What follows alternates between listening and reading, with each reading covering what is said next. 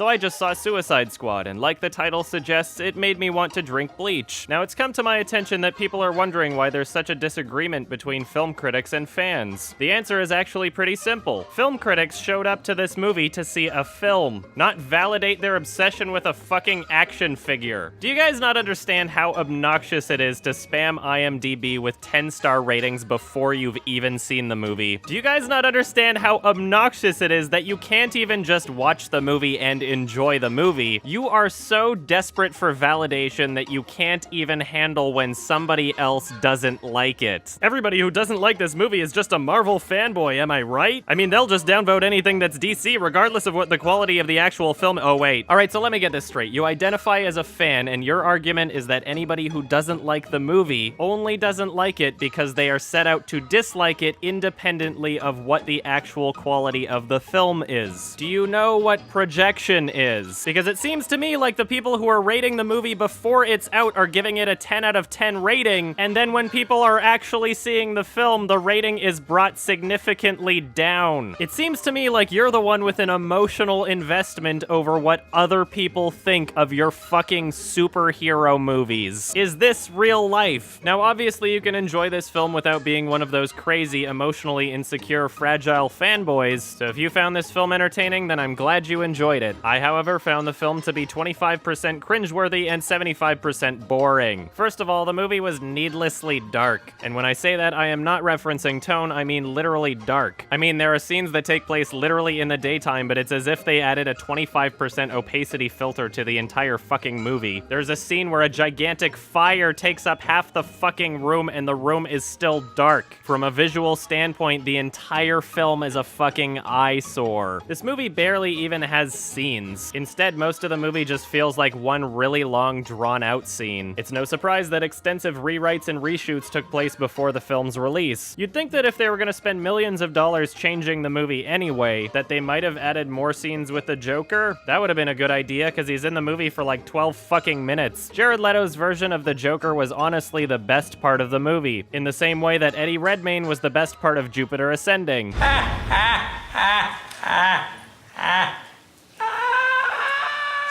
Jared Leto was so embarrassing that I was having a fucking blast every time he showed up on screen. So I guess in his mind, playing a crazy character just means acting really eccentric. I am not even kidding, his performance in this movie reminds me of the witch lady in Troll 2. This is my house. Will Smith played Will Smith. Jai Courtney played Discount Tom Hardy. Margot Robbie played useless liability and punchline dispenser. It's like her character only exists to deliver punchlines at the end of each scene, and these punchlines are some of the cringiest attempts at humor I've ever seen. Her sword traps the souls of its victims. Harley Quinn, nice to meet ya. Love your perfume. What is that? The scent of death?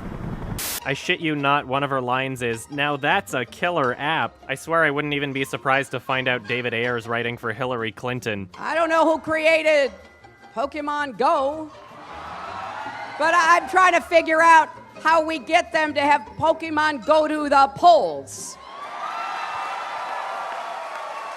This is one of the most try-hard movies I've ever seen in my entire life. There isn't a single thing in this film that I can think of that doesn't feel incredibly forced. Many of the music choices feel as though they were thrown in at the last minute over top of scenes that did not anticipate for that type of tone at all. Each line of dialogue felt so inorganic that it feels as though it might as well have been written by Cleverbot. The editing in this film is the equivalent of a 40-year-old Hot Topic manager screaming, "Please think I'm cool." What do we have here? What are you gonna do? You gonna kill me, Mr. J? What? Oh, I'm not gonna kill you. If the entire movie was nothing but Joker and Harley Quinn, then I might have been able to enjoy it as a so bad that it's good cringe fest, but unfortunately the majority of the movie is stale and uneventful. Yeah, poorly lit and unimpressively shot action scenes where they sloppily fight a bunch of putty patrollers, great. Like I said, if you liked this film, then I'm glad you did and don't let me stop you from enjoying it, but if you found it as painfully boring as I did, then we might at least be able to get some enjoyment by reading through the comments section of this video, where I'm sure we'll be able to find plenty of reasonable, well-spoken, and mature arguments coming from both sides. This movie was a boring, embarrassing, try-hard mess that had no redeemable qualities whatsoever, and I'm giving this one a 2 out of 10. Omicron Trilogy, remember this from the last game? Check mark. Holy shit! We found one. Bingo. Oh my god.